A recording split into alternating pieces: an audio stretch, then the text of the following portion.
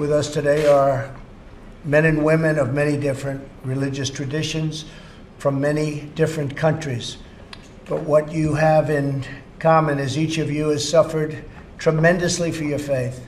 In America, we've always understood that our rights come from God, not from government.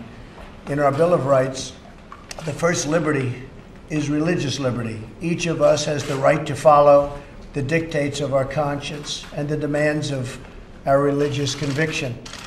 We know that if people are not free to practice their faith, then all of the freedoms are at risk, and frankly, freedoms don't mean very much. Yes, please. 1 to 3 million Uyghur population are locked up in concentration camps in China, including my father, who's now serving life sentence in China. I haven't seen him since Where is that? 2013. Where is that in China?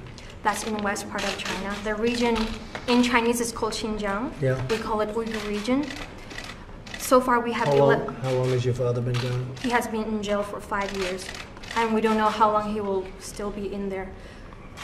Do you have any communication with him? I haven't heard about him since 2017 because that's when the concentration camp started. Anyone who goes to ask about anybody's family member's news will never make their way back to their own homes. Tough stuff. Go ahead. Yeah.